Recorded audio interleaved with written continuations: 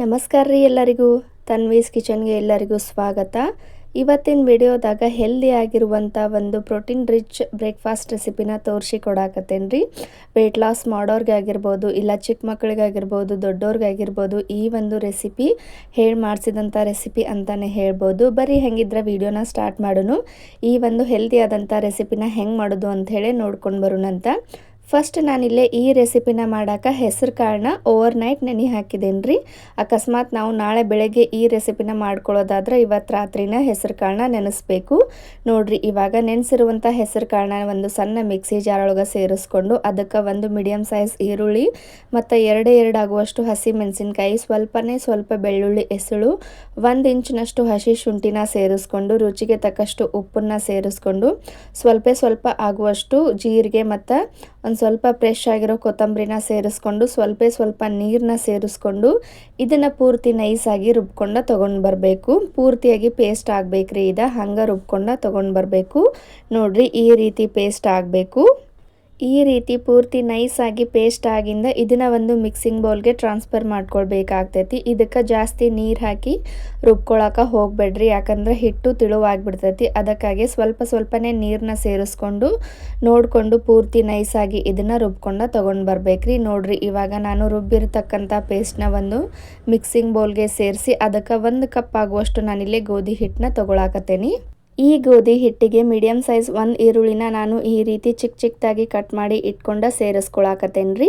ಅದಾಗಿಂದ ಅರ್ಧ ಟೀ ಸ್ಪೂನಷ್ಟು ಖಾರ ಮತ್ತು ಸ್ವಲ್ಪ ಅಂದ್ರೆ 1 ಚಿಟಿಕೆ ಆಗುವಷ್ಟು ಅರಿಶಿನ ಪುಡಿ ಮತ್ತು ಅರ್ಧ ಟೀ ಸ್ಪೂನಷ್ಟು ಮಸಾಲಿನ ಸೇರಿಸ್ಕೊಂಡು ನೋಡಿಕೊಂಡು ರುಚಿಗೆ ಎಷ್ಟು ಬೇಕೋ ಅಷ್ಟು ಉಪ್ಪನ್ನು ಸೇರಿಸ್ಕೊಳ್ಬೇಕು. ಯಾಕಂದ್ರೆ ನಾವು ಫಸ್ಟ್ ಉಪ್ಪನ್ನು ಸೇರಿಸ್ಕೊಂಡಿದ್ವಿ. ಅದಕ್ಕಾಗಿ ಇವಾಗ ಅರ್ಧ ಟೀ ಸ್ಪೂನಷ್ಟು ಸಕ್ಕರೆ ಮತ್ತು ಸ್ವಲ್ಪ ಅಜ್ವಾನನ ಈ ರೀತಿ ಕ್ರಷ್ ಮಾಡಿ ಕೈಯಿಂದ ಅದಕ್ಕೆ ಸೇರಿಸ್ಕೊಳಕತ್ತೇನೆ. ಇದಾಗಿಂದ 1 ಟೀ ಸ್ಪೂನಷ್ಟು ಅಡುಗೆ ಎಣ್ಣೆನ ಸೇರಿಸ್ಕೊಂಡು ಇದನ್ನು ನೀಟಾಗಿ ಮಿಕ್ಸ್ ಮಾಡ್ಕೊಳ್ಬೇಕು. ಒಂದು ಸರ್ತಿ ಡ್ರೈ ಮಿಕ್ಸ್ ಮಾಡ್ಕೊರಿ. ಮಿಕ್ಸ್ ಮಾಡುವಾಗ ನೀರನ್ನ ಅದು ಏನು ಸೇರಿಸಬಾರ್ದು, ಯಾಕಂದ್ರೆ ನಾವು ಹೆಸರು ಕಾಳನ್ನ ರುಬ್ಬುವಾಗ ನೀರನ್ನ ಸೇರಿಸ್ಕೊಂಡು ರುಬ್ಬಿರೋದ್ರಿಂದ ಇದರಲ್ಲಿ ನೀರಿನ ಅಂಶ ಜಾಸ್ತಿ ಆಗಿರ್ತೈತ್ರಿ. ನೋಡ್ರಿ, ಇವಾಗ ಹಿಟ್ಟು ಮತ್ತು ಆ ಮಿಶ್ರಣನ ಪೂರ್ತಿಯಾಗಿ ಈ ರೀತಿ ಮಿಕ್ಸ್ ಮಾಡ್ಕೊಂಡು ಇದನ್ನು ಚಪಾತಿ ಹಿಟ್ಟು ಯಾವ ಕನ್ಸಿಸ್ಟೆನ್ಸಿ ಒಳಗಿರ್ತೈತಲ್ಲ ಸೇಮ್ ಅದೇ ರೀತಿ ಕಲಿಸ್ಕೊಳ್ಬೇಕು. ಸ್ವಲ್ಪ ನೋಡಿಕೊಂಡು ಹಿಟ್ಟು ಕಡಿಮೆ ಆದ್ರೆ ಇನ್ನೊಂದು ಸ್ವಲ್ಪ ಹಿಟ್ಟನ್ನು ಹಾಕಿ ಕಲಿಸ್ಕೊರಿ.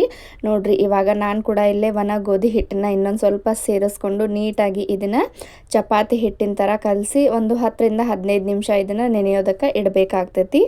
ನೋಡ್ರಿ, ಇವಾಗ ಈ ರೀತಿ ಮಿದುವಾಗಿ ಇದನ್ನು ಹಿಟ್ಟನ್ನು ಕಲಸಿ ಸ್ವಲ್ಪ ಮೇಲೆ ಎಣ್ಣೆನ ಸ್ಪ್ರೆಡ್ ಮಾಡಿಕೊಂಡು ಇದನ್ನು ಒಂದು ಮುಚ್ಚಳನ ಮುಚ್ಚಿ ಒಂದು 10 ನಿಮಿಷ ನೆನೆಯೋದಕ್ಕೆ ಇಡಬೇಕು. ಇದಕ್ಕೆ ಬೇಕಾಗಿರುವಂಥ ಪಲ್ಯ ಅಥವಾ ಚಟ್ನಿ ಏನಾದರೂ ಮಾಡಿಕೊಂಡು ಬರೋತನ ಇದು ನೆನೆದ್ರೆ ಸಾಕು. ಇವಾಗ ನಾನು ಕೂಡ ಇಲ್ಲಿ ಸ್ವಲ್ಪ ಎಣ್ಣೆನ ಇದಕ್ಕೆ ಮೇಲೆ ನೀಟಾಗಿ ಅಪ್ಲೈ ಮಾಡಿ ಇದನ್ನು ಒಂದು ಮುಚ್ಚಳನ ಮುಚ್ಚಿ ಒಂದು 10 ನಿಮಿಷ ನೆನೆಯೋದಕ್ಕೆ ಇಡಾಕತ್ತೇನೆ. ನೋಡ್ರಿ, ಇವಾಗ 10 ನಿಮಿಷ ಬಿಟ್ಟು ನೋಡಾಕತ್ತೇನೆ. ಹಿಟ್ಟು ಸ್ವಲ್ಪ ನೆನೆದಿರ್ತೈತಿ. ಇಷ್ಟು ನೆನೆದ್ರೆ ಸಾಕು. ಇವಾಗ ಇನ್ನೊಂದು ಸರ್ತಿ ಇದನ್ನು ನೀಟಾಗಿ ಕೈಯಿಂದ ಈ ರೀತಿ ಮಿಕ್ಸ್ ಮಾಡಿಕೊಂಡು ನಮ್ಗೆ ಯಾವ ಸೈಜ್ ಒಳಗೆ ಪರೋಟ ಬೇಕಲ್ಲ ಆ ಸೈಜ್ ಒಳಗೆ ಉಳ್ಳೆಗಳನ್ನು ಕಟ್ ಮಾಡಿ ಇಟ್ಕೊಳ್ಬೇಕು. ಸ್ವಲ್ಪ ಕೈಗೆ ಎಣ್ಣೆನ ಅಪ್ಲೈ ಮಾಡಿಕೊಂಡು ನಮ್ಗೆ ಯಾವ ಸೈಜ್ ಒಳಗೆ ಪರೋಟ ಬೇಕಲ್ಲ ಆ ಸೈಜ್ ಒಳಗೆ ಕಟ್ ಮಾಡಿ ಇಟ್ಕೊಳ್ಬೇಕು. ನೋಡ್ರಿ, ಇವಾಗ ನಾನು ಕೂಡ ಇಲ್ಲಿ ಈ ಸೈಜ್ ಒಳಗೆ ಎಲ್ಲನೂ ಒಂದೇ ಸರ್ತಿ ನೀಟಾಗಿ ರೆಡಿ ಮಾಡಿ ಇಟ್ಕೊಳಕತ್ತೀನಿ. ಈ ರೀತಿ ಮಾಡ್ಕೊಡ್ರಿಂದ ನಮ್ಗೆ ಪರೋಟ ಅಥವಾ ಚಪಾತಿ ಮಾಡೋಕೆ ತುಂಬಾ ಈಸಿ ಆಗುತ್ತೆ. ನೋಡ್ರಿ, ಇವಾಗ ಒಂದು ಉಳ್ಳೆನ ತೊಗೊಂಡು ನಾನಿಲ್ಲೇ ಲಟ್ಸಿ ತೋರ್ಸಾಕತ್ತೀನಿ. ಅದಕ್ಕೆ ಮೇಲೆ ಡೆಕೋರೇಷನ್ಗಾಗಿ ಸ್ವಲ್ಪ ಫ್ರೆಶ್ ಆಗಿರುವಂಥ ಕೊತ್ತಂಬರಿನ ಸೇರಿಸ್ಕೊಂಡು ಮೇಲೆ ಕೆಳಗೆ ಸ್ವಲ್ಪ ಒಣ ಗೋಧಿ ಹಿಟ್ಟನ್ನು ಹಚ್ಚಿ ಇದನ್ನು ನಮ್ಗೆ ಯಾವ ಸೈಜ್ ಒಳಗೆ ಪರೋಟ ಬೇಕಲ್ಲ ಆ ಸೈಜ್ ಒಳಗೆ ಲಟ್ಟಿಸ್ಕೊಳ್ಬೇಕು.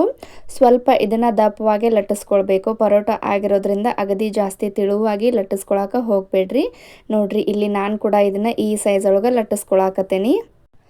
ಈ ರೀತಿ ಪರೋಟನ ಲಟ್ಸಿ ಆಗಿಂದ ಆ ಕಡೆ ಸ್ಟವ್ ಮೇಲೆ ಪ್ಯಾನ್ನ ಕಾಯೋದಕ್ಕಿಟ್ಟು ಪ್ಯಾನ್ ಸ್ವಲ್ಪ ಕಾದ ನಂತರ ಅಂದ್ರೆ ಪೂರ್ತಿ ಖಡಕ್ಕಾಗಿ ಕಾದಿರಬೇಕು ಪ್ಯಾನ್. ಆವಾಗ ನಾವು ಈ ಪರೋಟನ ಬೇಯಿಸ್ಕೊಳ್ಬೇಕಾಗ್ತೈತಿ. ನೋಡ್ರಿ, ಇಲ್ಲಿ ನಾನು ಕೂಡ ಪರೋಟನ ಬೇಯಿಸ್ಕೊಳಕತ್ತೇನೆ. ಸ್ವಲ್ಪ ಮೇಲೆ ಕೆಳಗೆ ಎಣ್ಣೆನ ಅಪ್ಲೈ ಮಾಡ್ಬೋದು, ಇಲ್ಲ ತುಪ್ಪ ಇದ್ರೆ ತುಪ್ಪನ ಅಪ್ಲೈ ಮಾಡಿರಿ. ಟೇಸ್ಟು ಇನ್ನೂ ರುಚಿಯಾಗಿರುತ್ತೆ. ನೋಡ್ರಿ, ಇಲ್ಲಿ ನಾನು ಕೂಡ ಸ್ವಲ್ಪ ಅಡುಗೆ ಎಣ್ಣೆನ ಅಪ್ಲೈ ಮಾಡಿ ಇದನ್ನು ವಾಪಸ್ ತಿರುವಿ ಹಾಕಿ ಮತ್ತು ಸ್ವಲ್ಪ ಅಡುಗೆ ಎಣ್ಣೆನ ಅಪ್ಲೈ ಮಾಡಾಕತ್ತೇನೆ. ಪರೋಟ ಆಗಿರೋದ್ರಿಂದ ಸ್ವಲ್ಪ ಜಾಸ್ತಿ ಎಣ್ಣೆನ ಅಪ್ಲೈ ಮಾಡೋದ್ರಿಂದ ಇವು ಸ್ಮೂತಾಗಿ ಬರ್ತಾವೆ ಮತ್ತು ಟೇಸ್ಟು ಕೂಡ ಅಷ್ಟೇ ಚಲೋ ಇರ್ತಾವೆ. ನೋಡ್ರಿ, ಎರಡೂ ಕಡೆ ಕೂಡ ನೀಟಾಗಿ ಬೇಯಿಸ್ಕೊಂಡ್ರೆ ಸೂಪರ್ ಆಗಿರುವಂಥ ಹೆಸರು ಕಾಳು ಪರೋಟ ರೆಡಿ ಆಗುತ್ತೆ. ಎಷ್ಟು ಟೇಸ್ಟಿಯಾಗಿರ್ತಾವಂದ್ರೆ ನೀವು ಒಂದು ಸರ್ತಿ ಮಾಡ್ಕೊಂಡು ತಿಂದ್ರೆ ಪದೇ ಪದೇ ಇದನ್ನು ಮಾಡ್ಕೊಂಡು ತಿಂತೀರಿ, ಅಷ್ಟೊಂದು ರುಚಿಯಾಗಿರ್ತಾವೆ.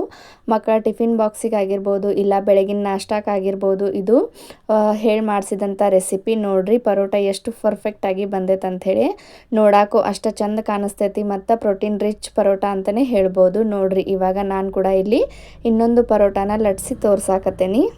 ಈ ರೀತಿ ಕೊತ್ತಂಬರಿ ಸೊಪ್ಪನ್ನು ಹಾಕಿ ಲಟ್ಸೋದು ನಿಮ್ಗೆ ಇಷ್ಟ ಇಲ್ಲ ಅಂದ್ರೆ ನೀವು ಬಿಳಿ ಎಳ್ಳನ್ನು ಸೇರಿಸ್ಕೊಂಡು ಲಟ್ಟಿಸ್ಕೊಳ್ಬೋದು, ಇಲ್ಲ ಅಂದ್ರೆ ಹಂಗೆ ಕೂಡ ಲಟ್ಟಿಸ್ಕೊಳ್ಬೋದು. ಯಾಕಂದ್ರೆ ನಾವು ಫಸ್ಟ್ ಹೆಸರು ಕಾಳನ್ನ ರುಬ್ಬುವಾಗ ಕೊತ್ತಂಬರಿ ಸೊಪ್ಪನ್ನು ಸೇರಿಸಿ ರುಬ್ಬಿರೋದ್ರಿಂದ ಇದೇನು ಅವಶ್ಯಕತೆ ಬರೋದಿಲ್ಲ. ನೋಡಿರಿ ಇವಾಗ ನಾನು ಕೂಡ ಇಲ್ಲಿ ಸ್ವಲ್ಪ ಮೇಲೆ ಕೆಳಗೆ ಒಣ ಗೋಧಿ ಹಿಟ್ಟನ್ನು ಹಚ್ಚಿ ಈ ರೀತಿ ಪರೋಟಾನ ಲಟ್ಟಿಸ್ಕೊಳಕತ್ತೀನಿ. ಮಕ್ಕಳಿಗಾದ್ರೆ ಇದೇ ಸೈಜ್ ಒಳಗೆ ಮಾಡ್ಕೊರಿ, ದೊಡ್ಡವ್ರಿಗಾದ್ರೆ ಸ್ವಲ್ಪ ದೊಡ್ಡ ಸೈಜ್ ಒಳಗೆ ಮಾಡ್ಕೊರಿ. ನೋಡಿರಿ ಇವಾಗ ನಾನು ಕೂಡ ಇಲ್ಲಿ ಈ ಪರೋಟಾನ ಮತ್ತೆ ಬೇಯಿಸಿ ತೋರ್ಸಾಕತ್ತೇನಿ. ಹೆಸರು ಕಾಳನ್ನ ಹಂಗೆ ಪಲ್ಯ ಚಟ್ನಿ ಮಾಡಿಕೊಟ್ರೆ ಮಕ್ಕಳು ತಿನ್ನೋದಿಲ್ಲ. ಅಂಥವ್ರಿಗೆ ಈ ರೀತಿ ಪರೋಟಾನ, ಹೆಸರು ಕಾಳು ಪರೋಟಾನ ಒಮ್ಮೆ ನೀವು ಮಾಡಿಕೊಡ್ರಿ. ತುಂಬ ಅಂದರೆ ತುಂಬಾ ಇಷ್ಟಪಟ್ಟು ತಿಂತಾರೆ ಮತ್ತು ಹೆಲ್ದಿಯಾಗಿ ಇರುತ್ತೆ. ಈ ರೆಸಿಪಿ, ಈ ವಿಡಿಯೋ ನಿಮ್ಗೆ ಇಷ್ಟ ಆಗಿದ್ರೆ ಅಥವಾ ನಮ್ಮ ಚಾನಲ್ಗೆ ಯಾರಾದರೂ ಫಸ್ಟ್ ಟೈಮ್ ವಿಸಿಟ್ ಮಾಡಿದ್ರೆ ಚಾನಲ್ನ ಸಬ್ಸ್ಕ್ರೈಬ್ ಮಾಡ್ಕೊರಿ. ಹಂಗೆ ನಿಮ್ಗೆ ಈ ರೆಸಿಪಿ ಇಷ್ಟ ಆದ್ರೆ ಲೈಕ್ ಕೊಡ್ರಿ. ಇದೇ ರೀತಿ ವಿಡಿಯೋಸ್ನ ನೋಡ್ಕೊತ ಇರ್ರಿ. ಮತ್ತು ಮುಂದಿನ ವಿಡಿಯೋದಾಗ ಇನ್ನೊಂದು ರೆಸಿಪಿ ಜೊತೆ ಸಿಗೋಣ್ರಿ. ಖಂಡಿತ ಈ ಪರೋಟಾನ, ಹೆಸರು ಕಾಳು ಪರೋಟಾನ ನೀವು ಒಂದು ಸರ್ತಿ ಟ್ರೈ ಮಾಡಿ ಕಮೆಂಟ್ ಮಾಡಿ ಹೇಳ್ರಿ ಪರೋಟ ಹೆಂಗೆ ಬಂತು ಅಂಥೇಳಿ. ಎಲ್ಲರಿಗೂ ಬಾಯ್ ರೀ.